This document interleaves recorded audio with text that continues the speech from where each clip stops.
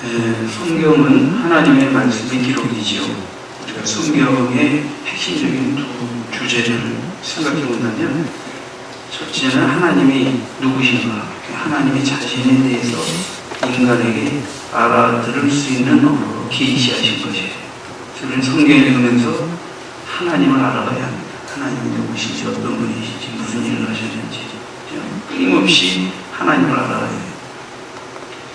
두 번째는 예수 그리스도를 통한 하나님의 구원 계획이 계시되어 있습니다. 왜 인간은 하나님의 구원이 필요한 존재냐? 인간은 왜 멸망길로 가고 있고, 왜 예수를 통해서만 구원을 얻을 수 있고, 이런 것을 성경을 통해서 깨달아야 됩니다. 여러분, 오늘은 여러분들과 성경 읽는 것에 관해 말씀을 좀 드리길 원하는데, 바울 사도께서는 그의 믿음의 아들 디모데, 젊은 목회자인 디모데에게 이렇게 권면했어요. 디모데전서 4장 12절에 보니까 누구든지 내게 얻은 소함을 없이 여기지 못하게 하고, 오직 말과 행실과 사랑과 믿음과 정죄에 있어서 믿는 자에게 본이되라. 믿는 자에게 본이되라. 그러면서 내가 이를 때까지 읽는 것과 권하는 것과 가르치는 것에 전념하라. 그리고 읽는 것, 목회자니까 또 권하는 것, 가르치는 것에 전념하라. 이 전념하라는 건 열중한다는 거죠. 아주 마음을 쏟아 놓으라. 네가 남에게 권하고 가르치기 전에 너도 끊임없이 하나님의 말씀 읽는 것에 전념해야 한다 하면서 권면하고 있다는 것을 주목해야 합니다. 자, 오늘은 두 가지 주제를 좀 가지고 설교하기로 합니다. 먼저 성경을 읽을 때, 그다음 성경을 읽는 방법에 대해서 생각해 보겠습니다. 성경을 언제 읽어야 되냐? 성경에 보면 성경을 언제 읽어야 될지에 대한 표현들이 다양하게 나옵니다. 신명기 17장 19절에 보니까 평생에 자기 옆에 두고 읽고 그의 하나님 여호와 경외하기를 배우며, 평생에 자기 옆에 두고 읽으라. 사도행전 17장 11절에는 베레아 교인들이 날마다 성경을 선포했다. 날마다. 또 시편 6편 2절, 우리가 잘 아는 말씀이죠. 그의 율법을 주의하러 묵상합니다. 주의하러 묵상합니다. 여호수아의 고백 가운데, 여호수아에게 당부하신 말씀 가운데도 보면, 여호수아 1장 8절에 보면 율법책을 내 입에서 떠나지 말게 하며 주의하러 그것을 묵상하여. 주의하러 묵상하여. 시편 119편 17절에는 보면 내가 주의 법을 어찌 그리 사랑하는지요, 내가 그것을 종일 작은 소리로 읊조리나이다. 종일 읊조리나이다.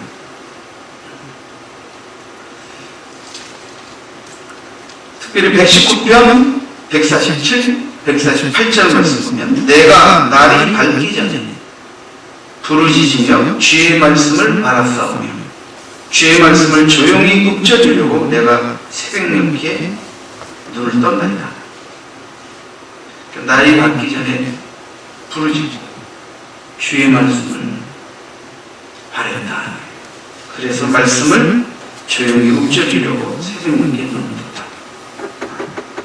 그래서 우리도 새벽에 부르짖기 위해서, 새벽에 하나님의 말씀을 듣기 위해서 새벽 기도에 나오는 좀 있습니다. 아멘. 신통치 않네. 신통치 않을 수밖에 없지. 지금 한국교회가 큰 교회들도 가만 새벽 기도에 대여섯 명 앉아서 새벽 기도 드리는 경우가 많았는데요. 옛날에는 한국교회는 새벽 기도하는 게 뭐가 있었는데, 물론 새벽 기도 안 하시는 분은 저녁에 기도하는 줄 믿습니다. 저녁에 기도 안 하시는 분은 정오에 기도하는 줄 믿습니다. 정오에 기도하지 않는 분은 잠자리에 들기 전에 기도할 줄 믿습니다. 그래서 저는 새벽 기도 안 나온다고 절대 기도 안 하는 성도라고 생각은 안 합니다. 걱정은 하지 마세요. 그러나 새벽 체질들은 나와서 기도하세요. 저녁 체질은 저녁에 나와서 기도하시죠. 또 성전에 일어나 기도하기 어려우신 분들은 아침에 일어날 때, 잠잘 때 꼭 기도하는 시간을 가지시고, 또 그게 부족하면 직장에 출근해서 하루 일과를 시작하기 전에 기도하고 시작하시고, 어떻게 하든 여러분의 생활 속에서 기도와 말씀을 읽고 묵상하는 생활을 습관화하시기 바랍니다. 자, 이 성경은 밤과 낮, 새벽, 늘, 항상. 그러니까 이 성경을 언제 읽어야 되느냐? 날마다 성경 읽는 습관 훈련이 중요합니다. 성경 그냥 읽어지는 게 아니에요. 자꾸 읽다 보면 읽혀지지만 늘 읽고 틈틈이 시간 날 때마다 성경을 가까이 하려고 하다 보면 답답한 일이 있을 때, 힘든 일이 있을 때, 어려운 일이 있을 때 한자리 생각이 나는 게 아니고 하나님은 나에게 뭐라고 말씀하실까? 이 어려운 일, 이 답답한 일을 어떻게 타개하고 무슨 음성을 들려주실까? 그건 성경 결정이죠. 술이 고픈 분은 늘 술을 찾는 거예요. 주의 음성이 고픈 분은 늘 성경을 펼치게 되는 거예요. 우리 인생은 그렇게 길지 않아요. 어려울 때, 힘들 때, 산으로, 들로, 술로, 춤으로 이렇게 허비하는 자와 그때마다 성경을 펼친 자의 삶이 당장 일관하지 않지만 그렇게 10년, 20년, 30년 지나고 나면 말씀을 늘 가까이 사는 자의 삶이 어떻게 펼쳐지는가를 통해서 우리는 하나님과 함께하는 삶, 진리를 쫓는 삶의 우월함과 탁월함과 영광스러움을 드러낼 필요가 있어요. 그게 꼭 남들보다 뭐 부자가 한다는 의미보다 정말 영적 부자, 믿음 부자, 진리의 풍요로움 속에서 사는 인생의 행복, 여유로움, 그저 하나님의 은혜의 풍성함, 이것이 우리의 삶 속에서 나타나야 됩니다. 나타나야 됩니다. 하나님을 가까이 한다. 어떻게 하나님을 가까이 한다? 여러 가지 표현이 있지만 하나님을 경외하고 하나님을 가까이 하는 사람은 말씀을 가까이 한다.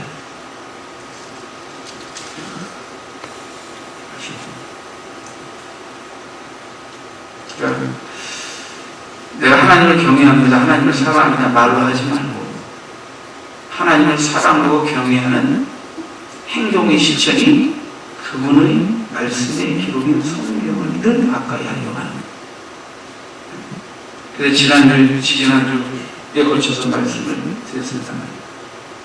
하나님의 말씀이 내 마음에 내 입에 있었습니다.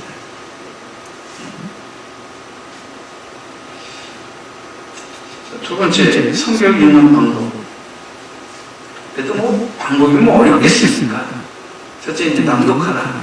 이스라엘의 역사 속에서 보면 한 사람이 아니라 온 이스라엘 백성들이 모여서 여호와의 율법을 크게 낭독하고 다 듣게 하고 이런 것들을 행한 형사가 많았어요.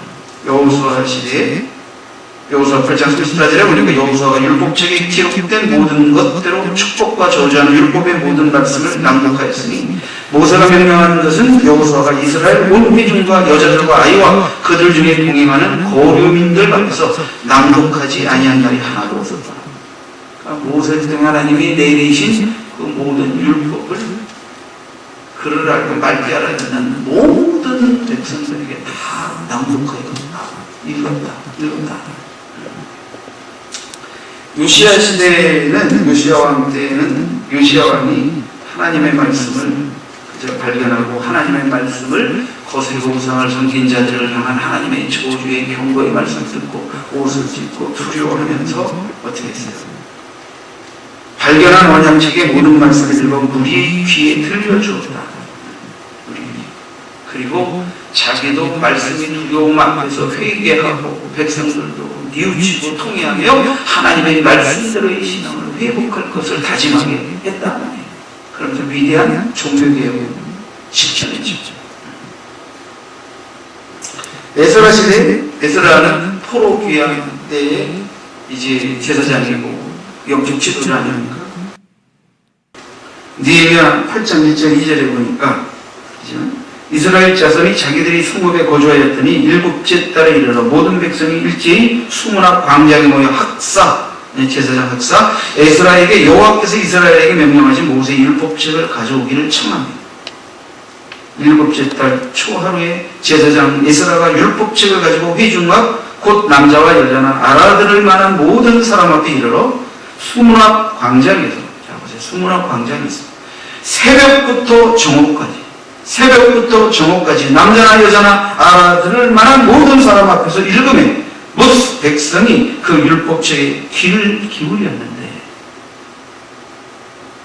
하나님의 율법책을 읽고 듣기 위해서 새벽부터 정오까지, 근데도 아무도 흐트러지지 않았다. 여러분, 성경을 펼치고 몇 분 읽어보셨습니까? 몇 시간 읽어보셨습니까? 어떤 분은 그러대요. 불면증 치료제라는 성경이 있는 게 치료하라고.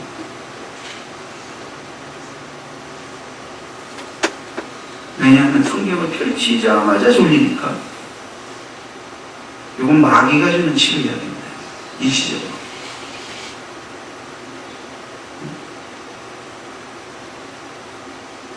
여러분, 마귀 역사를 직접적으로 경험하려면 성경을 읽으려고 하고 기도를 하려고 해보세요. 마귀의 직접적인 방해는 성경 읽고 기도하려고 하면 직접적인 방해가 있습니다. 성경이 그냥 읽혀지는 게 아니에요.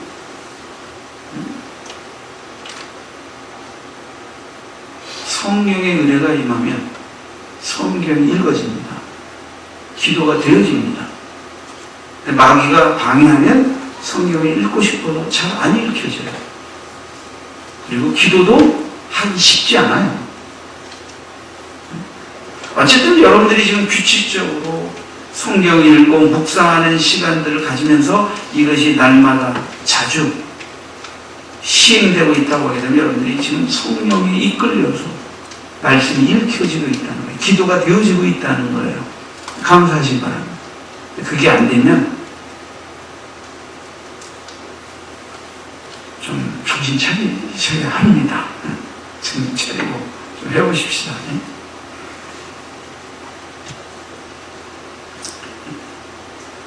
우리 교회도 예배 순서 가운데 시편을 다 같이 일어나서 한 절씩 낭독하지 않습니까? 교독하는데 전학본을. 저는 이것은 초대교회예요. 에스라 시대에 성경을 낭독하고 강론하고 직접 여호와의 말씀을 큰 소리로 함께 읽는 게 아주 중요한 거예요. 여러분, 우리가 책을 읽든지 그럴 때 뭐 이렇게 다 눈으로 읽고 그러지만 성경은 때로는 소리 내어 읽는 것도 해야 합니다.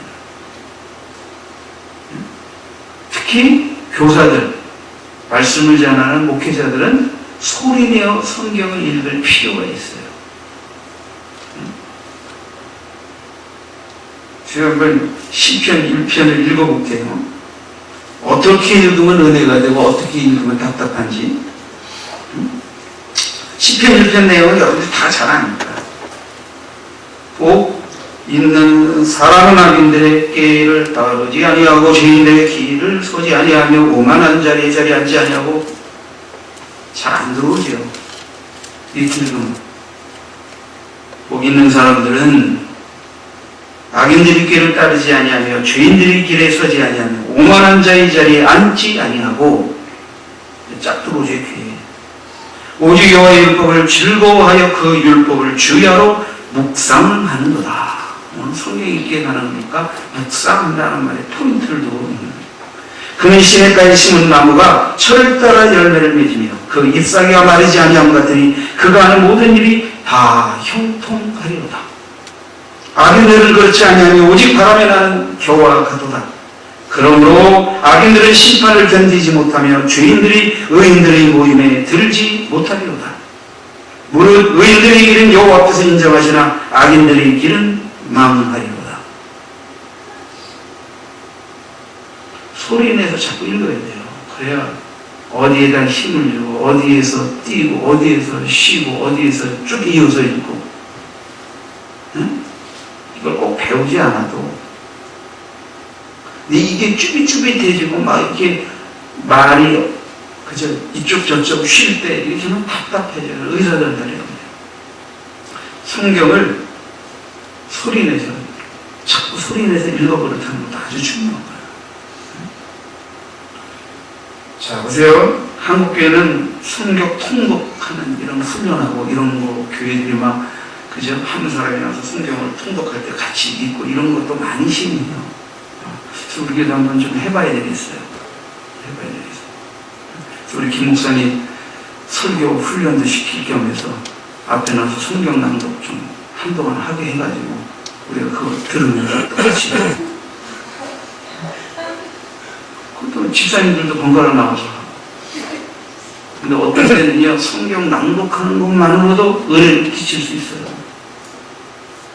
꼭 설교를 풀어서 많은 살을 붙여서 설득력있게 전하는 것만 있는 사람, 이거 성경을 그냥 있는 그대로 전할 때 그 읽는 자의 그죠? 감동과 음성과 그 표현 속에서 은혜가 함께 나눠질 수도 있어요. 우리 교회에서 성경 읽으면 은혜롭게 잘 읽을 수 있는 사람 누가 있을까? 아마 감숙성에 예민한 송지현 집사가 읽으면 아마 많은 사람들이 눈물 속에서 성경을 듣게 되지 않을까? 그런 생각도 들어요.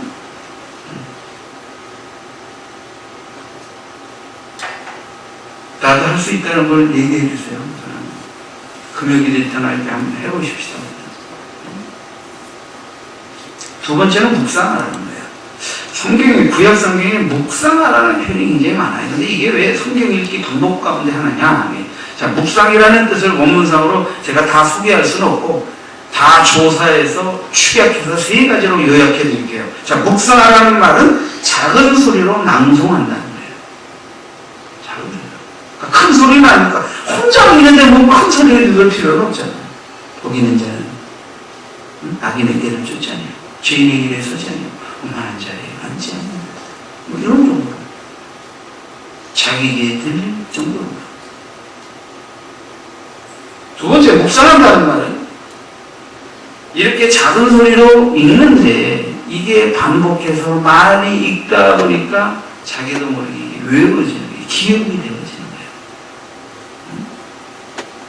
여러분 성경을 많이 읽고 많이 외워지고 100%다 외웠지 않다 하더라도 기억이 되어지게 되면 성경을 빨리 읽을 수 있게 돼요. 처음 읽는 걸 어떻게 빨리 읽습니까? 근데 내용이 익숙하고 거의 다 알면 빨리 읽어지죠. 빨리 읽어지죠. 그리고 그게 다 외워지면 눈을 감고도 암송하면서 읽어질 수 있어요.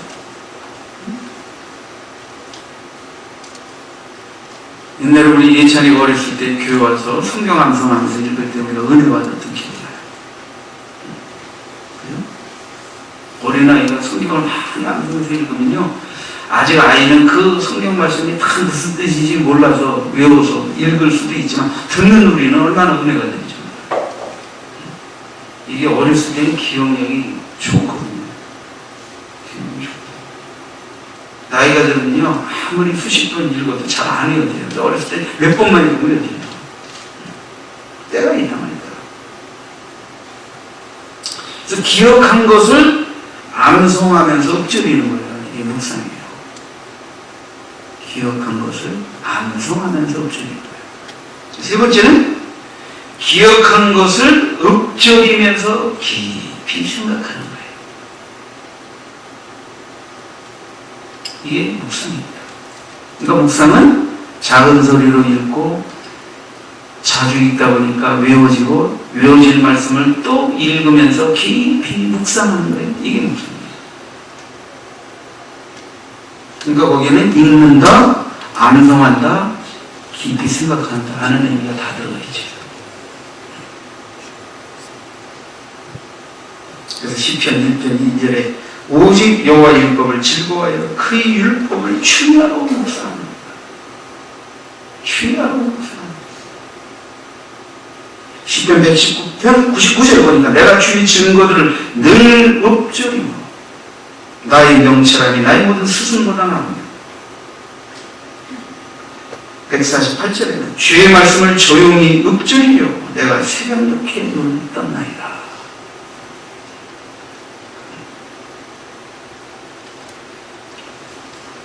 저도 이제 4시 반 40분 그때 일어나서 말씀을 읽고 또 새벽 기도하고 또 끝나고 와서 성경 읽고 신문 보고 그러면 한 8시쯤 됩니다. 8시 반. 하루 일과의 4시간을 성경 보고 기도하고 또 신문 읽고 그럼 4시간 가요. 그러고 나서 이제 잠깐 쉬었다가 아침 식사.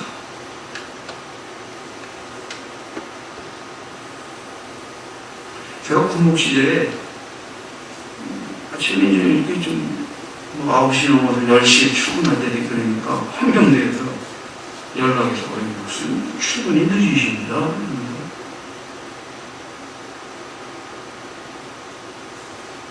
그래서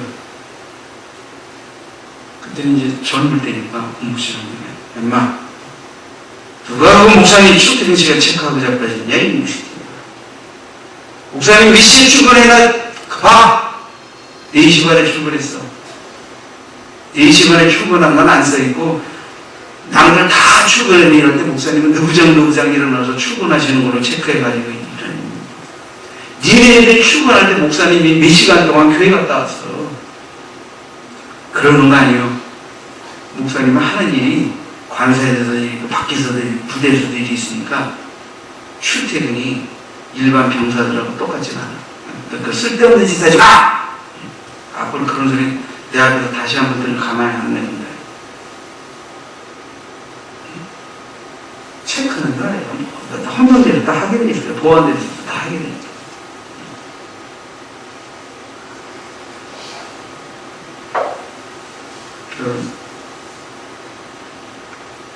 게으른 사람은 게으른 거 나한테 하면 그게 신경이 쓰이죠.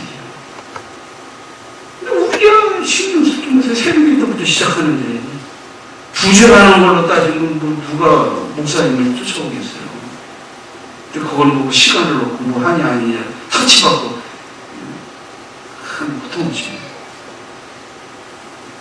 몰라도 하는 게 몰라요. 하는 일을 몰라요.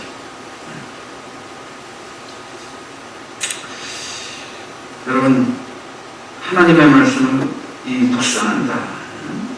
정말 작은 소리를 읽고 또 기억한 것을 암송하면서 깊이 생각하고 읽는다. 이러면 어떤 일이 벌어지냐? 자, 시편 119편 103절 말씀 이런 고백이 있습니다. 주의 말씀의 맛이 내게 어찌 그리 단지요? 내 입에 꿀보다도 단이다. 자, 말씀의 맛을 느낀다. 하나님의 말씀을 읽고 자꾸 읽으면서 외워지고 또 외워진 것을 되뇌이면서 깊이 생각하게 되면 거기서부터 말씀이 깨달아지고 하나님의 음성이 들리고 말씀의 맛이 다가오게 됩니다. 안 맛있다. 여러분 뭐 먹고 맛있다 이런 거 우리 김대리 기사님 별명을 해주잖아요. 근데 음식 잘하는 분들의 공통된 고백이 뭐냐면 항상 맛없대요. 항상 잘못됐대요. 옛날에 이런 건 신방 것들이 이제 본인은 출근하고 이렇게 뭘 음식을 많이 해놨는데 맛있게 뭘 했대요. 근데 자기가 본 기준에서 맛이 없었대요. 다 그걸 폐기 처분하고 다른 것도 했대요. 본인의 기준에서 맛없어서 뭔가 실패해가지고 폐기 처분해도 우리는 무지하게 맛있을 것 같아요. 아깝더라고. 그래서 괜찮은데. 음식 잘하시는 분들의 교만, 항상 남이 하는 음식이 맛있다 소리 잘 안 해요. 웃겨요. 그거 좀 맛있다고 하면 안 돼요? 우린 다 맛있는데. 난 유경이가 해주는 것도 얼마나 맛있는지 몰라요. 나이 들어서 유경이가 목사님 산택이 근처에 가까이 살았으면 참 좋겠어요. 그럼 난 유경이가 해주는 그 음식이 떡국물만 먹어도 맛있는 것들 먹을 수 있을 것 같아요. 김정일 목사님도 음식하는 거 좋아하고 맛있게 먹었던 기억이 나요. 근데 얼마 전에 물어보니까 목사님 나 이제 음식하기 싫어요 그러더라고요. 그래서 깜짝 놀랐어요. 나. 아 이제 김정일 목사님 맛있는 거 해주는 거 먹긴 글렀구나. 그래도 난 실망하지 않는다. 유경이가 있으니까. 왜냐하면 남편이 일주일마다 이렇게 밖에서 근무하다가 일주일에 한 번씩 와서 음식을 하니까 날마다 음식하지 않게 됩니까? 남편이 없게 되면 자기는 좀 잘해 먹지 않게 되잖아요. 남은 음식 먹고 이렇게 편하게 먹고 간단하게 먹고. 김정희 집사님이 해주는 맛있는 거 먹고 싶거든. 김보선 집사님이 오는 날 저녁에 그 집에 방문합니다. 그 사내 진미가 차려져 있습니다. 그때는 상이 틀려요. 제가 다 가르쳐 드리는 거예요. 근데 좀 떨어져 있다 보니까 우선 빨리 교회 분기사를 시켜가지고 이제 우리도 의도적으로 별미가 그립다. 그럼 김보선 집사님 딱 퇴근하는 저녁 토요일자리였죠. 토요일자리에 딱 가면 돼. 그냥 무식하게 가면 돼. 숟가락 하나 오징어 먹으면 돼. 김정희 집사님 손이 커서 음식이 좋으니까. 여러분 이게 제가 옛날에 코타키나발루 오래전에 휴가 지금 갔다가 거기는 이제 석양이 멋있는 곳이에요. 노을이 멋있는 곳. 세계에서 3대 석양이 멋있는 곳 이렇게 가서 석양도 멋있게 봤는데 저기 이승진 집사님도 갔다가 석양 못 보고 왔다며. 기도하고 가야 되는 거야. 목사님은 석양을 얼마나 사진 제가 많이 찍어왔어요. 인터넷에 뭐 코타키나발루 사진 멋있다고 올려온 거 보면 내가 찍은 것보다 시통치 않더라고. 내가 올리지는 않았는데 석양 사진 필요하면 내가 현상에서 줄 수도 있어. 가서 못 보고 왔으니까. 근데 석양도 봤지만 시장에 나가가지고 야 거기 과일 황제하면 이제 대략 두리안하고 망고스틴 이런 거. 그냥 두리안은 두리가 있으니까 너무 커서 다 못 먹을까봐 망고스틴은 조그맣게 꽁보에 마늘같이 생겼잖아요. 그래서 집사람 먹으려고 야 서울에서는 망고스틴이 얼마나 비싸가지고 사 먹어보지도 못했는데 모처럼 왔는데 망고스틴 좀 한 컵에다가 까가지고 한 잔 가득 담아가지고 쫙 완샷으로 맥주가 아니고 술이 아니고 망고스틴을 먹어봤으면 좋겠다. 그래가지고 시장에 갔다 얼마나 망고스틴 있는지 한 3,000원어치 샀어요. 한 봉다리야, 한 봉다리. 그래서 그걸 하나씩 까먹으면 귀찮으니까 다 까가지고 맥주컵 같은 데다가 다 까서 담았어. 한 10몇 개 까니까 한 컵 되더라고요. 한 컵 되더라고. 근데 물이 아니니까 완샷이 안 되더라고요. 3번에 걸쳐서 한 번 확 먹고 잇몸을 씹어서 삼키고 세 번에 걸쳐서 이 망고스틴 한 10몇 개를 까가지고 것을 갖다가 차이생이니까 망고스틴 생각나서 물 키는 거예요 지금. 쫙쫙 3번에 걸쳐서 먹으니까요.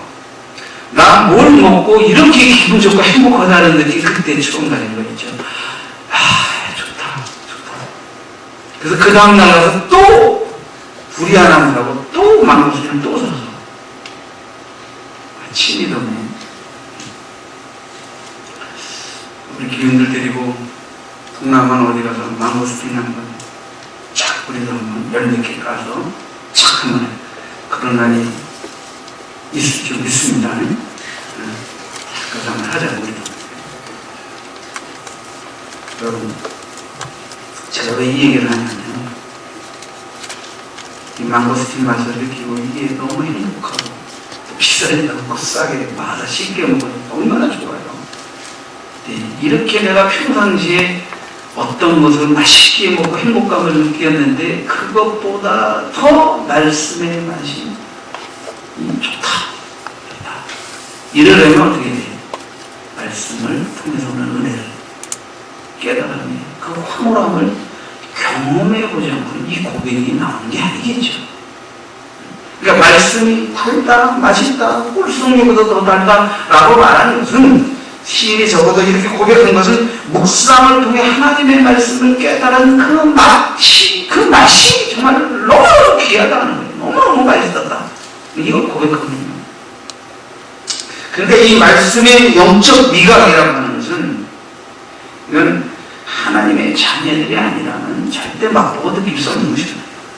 왜냐하면 일반 자연인들은 불신자들은 하나님의 말씀을 통해서 감동을 느끼는 게 아니라 이 하나님의 말씀을 통해서 더 많은 마음의 고침들을 경험하게 되기 때문에 말씀을 잊지도 않을 뿐더러 들으면 이 속에서 막 고역한 마음이 치밀어 올라서 이 말씀의 맛을 느낄 수가 없어요.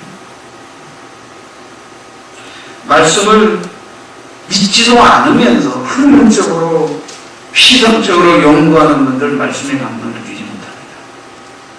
우리나라에도 그런 분들 믿지는 않는데 온갖 것에 합박사인 거 모양해서 동양 철학에 등통해서는 그것만 가르치면 되는데 성경도 가르쳐요. 성경을 믿지도 않으면서. 그리고 나름대로 학문적으로 난도질하는 분이 있어요. 누구라고 말은 못해요. 항상 머리는 반짝반짝해요.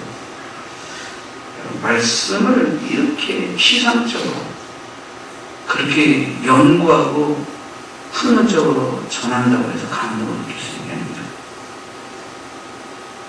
자연인이 학문적으로 성경을 연구해서 정확하게 토론하고 강론할 수 있겠죠.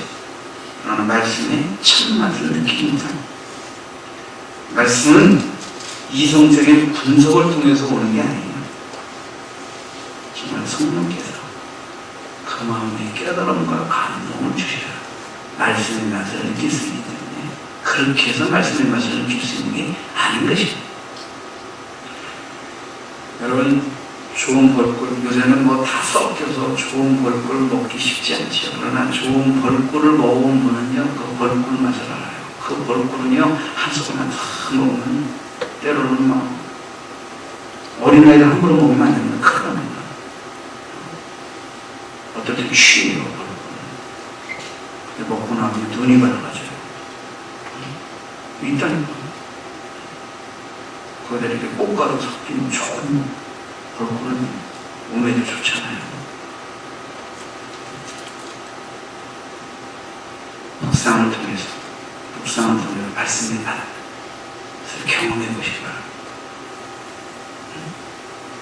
세 번째는 상과라는 거예요. 상과. 사도행전 17장 11절에 보면 베레아 사람들은 성경을 날마다 상고했다. 근데 상고한다는 것은 자세히 살펴보다, 연구하다 그런 뜻입니다. 저는 자세히 살펴볼 거예요. 말씀은 이쪽 저쪽 이런 말씀 저런 말씀 비교해가면서 연구하는 거예요. 사도행전 18장 24절에 보면 알렉산드리아에서 난 아볼로라는 유대인이 에베소에 이르니 이 사람은 언변이 좋고 성경에 능통한 자라. 이 개역 성경에서는 이제 학식이 있고 그랬는데 이게 개정판에서는 언변이 좋고 바뀌어버렸어요. 이제 교양이 있고 학식이 있는 말치 이래서 이게 언변이 좋고 이랬는데 양쪽 문맥상으로 볼 때 성경에 능통한 자라, 이 사람은 학식이 있고 성경에 능통한 자라, 학식이 있다라는 표현이 훨씬 더 매끄럽습니다. 그러니까 언변이 있다라는 표현으로 바뀌어버려서 좀 아쉬워요. 개역 성경 번역이 좀 더 원문상으로 볼 때도 좋습니다. 여러분, 성경을 어떨 때는 많이 연구할 필요도 있어요. 저는 많이 연구해요. 네 번째는 성령의 조명하심을 보아라. 자, 성경은 하나님의 성령의 영감의 지도하심을 통해서 기록된 거예요. 이런 성경을 읽을 때는 영감으로, 성령의 영감으로 기록된 성경을 읽을 때는 성령의 조명하심이 필요해요. 그래야 깨닫고 은혜를 입을 수가 있어요. 이제 이것은 좀 신학적인 약속인데, 인스피레이션이라고 하는 이 영감은 특별히 성경을 기록한 저자들에게 임한 성령의 지도, 디바인 가이던스라고 해요. 성령의 지도를 말하고, 그 다음에 그런 성령의 영감으로 기록된 성경 읽는 사람들에게 성령이 지도하시는 것은 특별히 조명이라고 해서 일루미네이션이라고 해서 이것은 조명. 마치 이렇게 밤에 서치라이트 비치는 거 있죠. 불빛이 쫙 비친다는 것처럼 성령의 빛이 비친다. 그래서 그런 성령, 영감된 성경을 읽을 때 성령의 감화를 통해서 깨닫게 되게 조명하는 바람. 그래야 성경이 깨달아지는 거예요. 이해가 되죠. 예수님께서는 성령이, 그죠? 내가 아버지께로부터 너희에게 보낼 보혜사, 곧 아버지께로부터 오시는 진리의 성령이 오실 때 그가 나를 증언하실 것이죠. 그러니까 성령이 오셔서 아버지 구원자로서, 아버지께서 보내신 구세주로서 메시아로서 보내신 예수 그리스도가 누군지, 그분을 왜 믿어야 되는지, 그분을 통해 어떻게 구원을 얻을 수 있는지 바로 성령이 우리 안에 예수 그리스도의 대속의 모든 사역을 증거해 주시나요? 증거해 주시나요? 그러므로 인해서 우리가 그 예수님이 나의 구주, 나의 하나님, 나의 주인이라는 것을 깨닫게 된다는 성경을 읽으면서 우리는 항상 성령님, 오늘도 성경을 깨닫게 해주시고 이해되게 해주시고 또 나의 삶을 향해 오늘 나를 향해 또 하나님께서 말씀하고 싶은 음성을 듣게 해주십시오. 이런 마음으로 성경을 읽어야 합니다. 저는 가끔 식사 때 신호준 집사님이 성경 읽다가 깨닫고 은혜 받은 거 간증하면 그것 때문에 은혜도 받습니다.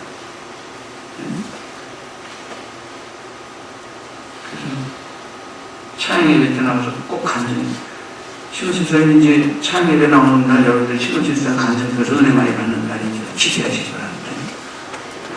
나만 은혜 받기 아까워서 가끔 여러분에게 이제 제가 간증할 때가 있지만 대신 성경을 평상시에 읽으면서 자꾸 뭔가를 이해하고 깨달아간다. 그럼 언어가 바뀌고 생각이 바뀌고 마음가짐이 바뀌고 기도가 바뀌고 자꾸 말씀이 마음에 있고 입에 있게 되니까 어떻게 돼요? 자꾸 증거하게 되고 은혜를 끼치게 되는 거예요. 달라지게 되는 거예요. 다섯 번째는 영적 교사의 도움을 받으라.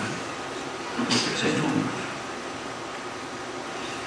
여호사밧 임금 시대에 여호사밧 임금은 제사장들을 명해서 유다 여러 성읍과 유다 백성들에게 가서 율법을 가르치게 했습니다.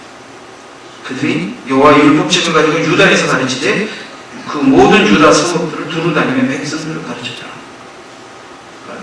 여호사밧 임금은 백성들이 하나님의 말씀을 무식하냐 계속해서 일깨우고 가르치고 제자들을 계속해서 성읍을 돌아다니면서 말씀을 강론하고 가르치게 됩니다. 사도행전 8장에 보게 되면 에디오피아 여왕 간다기의 국고 맡은 내시가 예루살렘에 예배하러 왔다가 돌아가는 길에 이사야서를 읽고 있었어요. 그가 내시이지만 국고 맡은 내시니까 높은 고위 관직이죠. 고위 관리죠. 그 손에 마차를 타고 하면서 성경을 하고 있었어요. 야, 에디오피아 내시가. 근데 빌립이 주의 사자의 지시를 받습니다. 빌립에게 주의 사자가 남쪽으로 향하여 예루살렘에서 가사로 내려가는 길까지 가라. 그 길은 광야예요. 일어나 가서 보니까 에디오피아 사람 간다게의 이 국고 맡은 내시가 예배하러 예루살렘에 왔다가 돌아가는데 소라를 타고 이스라엘의 글을 읽더라. 그래서 읽더라. 근데 성령이 빌립도가 이르되 수레에 가까이 다가가라. 그래서 빌립이 수레에 가까이 다가가니까 이 내시가 수레 안에서 성경을 읽는 소리를 듣게 됩니다. 빌립이 달려가서 선지자 이사야의 글을 읽는 것을 듣고, 그러니까 이 내시가 지금 소리 내서 듣는다는 거예요. 듣고 빌립이 말합니다. 읽는 것을 깨달으냐? 그대가 지금 읽고 있는 게 무슨 말인지 지금 깨달으냐? 하고 물었어요. 그러니까 8장 31절에 대답하되, 이 내시가 대답하되, 지도해 주는 사람이 없으니 어찌 깨달을 수 있느냐? 하고 빌립을 청하여 수레에 함께 오르라 청하여. 빌립이 이 내시 수레에 올랐습니다. 읽는 성경 구절이 이것이니 하면서 그가 읽은 성경 구절을, 그가 무슨 성경 구절을 읽었느냐? 그가 도살자에게로 가는 양과 같이 끌려갔고 털 깎는 자 앞에 있는 어린 양이 조용함과 같이 그 입을 열지 아니하였도다. 그가 굴욕을 당하였을 때 당했을 때 공정한 재판도 받지 못하였으니 누가 그의 세대를 말하여 그의 생명이 땅에서 빼앗김이로다 하였거늘. 바로 그가 고난받는 메시아에 관한 예언이 기록된 이사야 53장에 있는 말씀을 읽고 있었던 것입니다. 성경에서 가장 메시아의 순환에 관해 자세하게 예언되어 있는 그 장을 이 내시가 읽고 있을 때 성령의 지시를 받아 그 내시의 수레의 곁으로 다가가 그대가 읽고 있는 것을 깨달으뇨 하면서 말을 붙여서 수레에 올라타 바로 이사야 53장에 고난받는 메시아가 바로 예수, 이 땅에 오셔서 그렇게 고난받고 십자가에 돌아가시고 장사한 지 사흘 만에 부활하셨고 그를 믿는 자들에게 성령을 부어주셨다는 사실을 증거하면서 이 내시에게 바로 예수 그리스도를 통한 구원의 복음을 증거하고 지나가다가 물웅덩이가 있습니다. 그곳에서 침례를 주고 그를 보낸 것입니다. 그래서 지금도 에티오피아에는 기독교가 성행이에요. 아세요?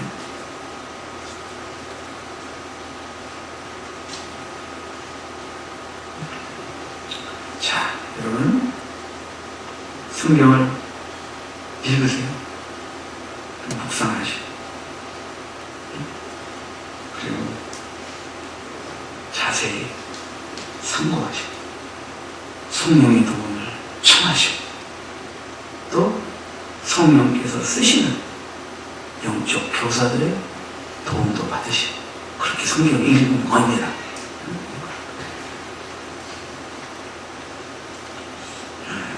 옛날에 지금 우리 교회 안 나오지만 우리 교회 신앙사가 됐던 분 중에 제 남편이 믿지 않아서 오랫동안 10몇 년을 기도하셨죠.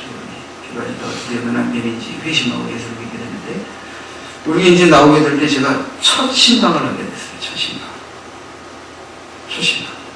이제 그 남편이 가정에서 이제 가정 예배를 드릴 때 목사님을 모시고 첫 말씀을 신방 예배를 드리게 됐는데 그날 아침에 그분이 출근하면서 버스를 타고 출근을 하는데 거기 이제 그 버스 회사가 좀 믿는 분이 운영하는 회사였는지 거기 성명구절이 이렇게 써 있었어요.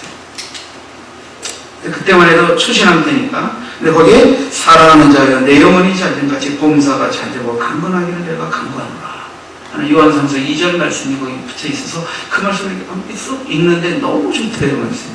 그래서 버스 타고 한 30여 분 동안 그 말씀을 계속 한 번, 두 번, 세 번 읽고 그걸 계속 읽어서 외웠대요. 버스 안에서. 그리고 하루 종일 하면서 사랑하는 자여 내 영혼이 잘된 같이 내가 범사가 잘되고 강건하기를 내가 강건하다는 이 말이 그냥 읽고 외웠는데 하루 종일 그 말씀이 되뇌어지는데 하루 종일 되뇌어지대요. 근데 이제 그날짜리 신방 예배를 딱 드리는데 오늘 신방 말씀 요한삼서 2절 말씀 읽겠습니다. 하고 놀라는 거예요. 그분이 목사님 그래서 그 고백을 하다가 오늘 하루 종일 자기가 이 말씀 가지고 제가 그 말씀을 해설했어요. 여기는 내 영혼이 잘된 가치라는 말이 아주 중요합니다. 그래서 장로요한이 가요의 그 아름다운 믿음의 모습과 그 영혼이 잘되어진 그 아름다운 모습을 칭찬하면서 가요가 좀 몸이 아팠는지 정말 영혼이 잘된 것 같이 범사죠 잘되고 강건했으면 좋겠다고 기도하는 구절을 계속 해주면서 우리가 하나님 앞에서 먼저 영혼이 되어지는 것 이것이 우리의 모든 삶의 우선적 가치 그것을 위해서 주님은 범사가 잘되기도 하시고 못되기도 하시고 강건치기도 하시고 아프기도 하시고 이러면서 우리 삶을 매만져서 하나님 앞에 영혼이 잘되어지는 이것이 분이시다. 기왕이면 우리가 영혼이 잘된 같이 범사도 잘되고 강건하면 좋지 않겠냐. 쭉 소리면서 자, 몇 달이 지나고 한 1년쯤 지나서 두 번째 그 가정이 신방할 때예요. 두 번째 신방할 때. 그 아내 집사님은 남편이 나중에 믿었으니까 젊을 때 그저 30대 때 예수 믿지 못하고 늦은 나이에 예수를 믿게 됐으니까 늘 남편을 위해서 구원을 위해서 죽게 돌아오기를 위해서 기도하면서 늘 하나님 앞에 무슨 말씀을 갖고 기도했냐면 주님 성경에 보니까 먼저 된 자가 나중 되고 나중 된 자가 먼저 된다고 하시지 않았습니까? 우리 남편은 나중 믿는 자이니 열심히 성경 믿고 열심히 주를 믿어서 먼저 믿는 자보다 나중 믿었지만 더 먼저 믿는 자 못지않게 주님을 잘 믿고 충성하는 자 되게 해주세요. 늘 그 말씀을 보여줬고 10년 이상 기도했다고. 남편 구원을 위해서 늘 남편 생각하면서 기도. 제가 두 번째 신방이에요. 마태복음 19장 30절에 그러나 먼저 된 자로서 나중 되고 나중 된 자로서 먼저 질 때가 많으리라. 이 말씀 똑같은 게 이번에는 아내가 눈이 뜬 거라 깜짝 놀란다고.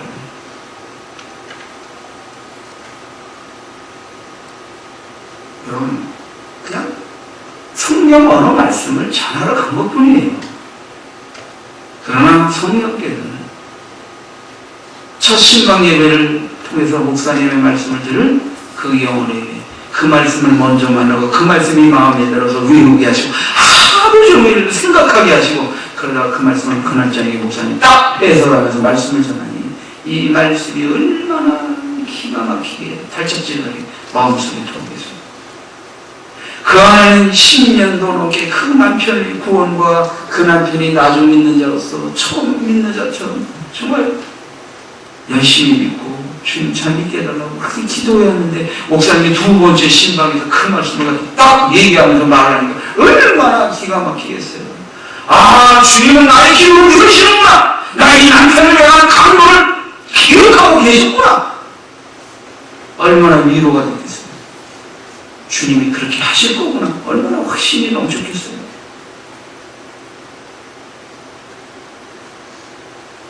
성경을 읽으세요. 처음에 내가 읽는 것 같지만 성령이 읽게 하십니다. 그러면 처음엔 내가 성경을 읽지만 성경이 나를 읽어요.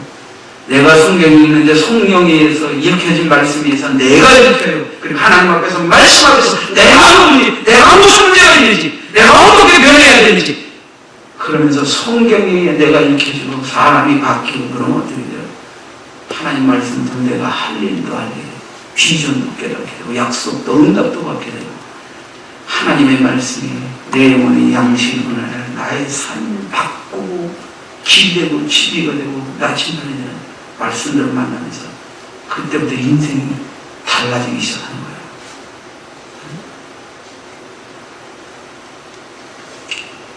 말씀을 맺겠습니다. 지혜의 영이신 성령께서 성령을 읽게 하시기를 축원드립니다. 성령께서 여러분에게 깨달음을 주시기를 축원드립니다. 성령님으로 말미암아 하나님의 말씀을 만나게 되기를 바랍니다. 성령께서 때로는 여러분에게 가르치는 자를 보내서 여러분의 영혼을 깨우치시기를 축복합니다. 성경 읽기를 통해 성령의 풍성하고도 다양한 깨달은 말씀의 도우심의 은혜가 여러분에게 임하기를 축원드립니다. 기도하십시오.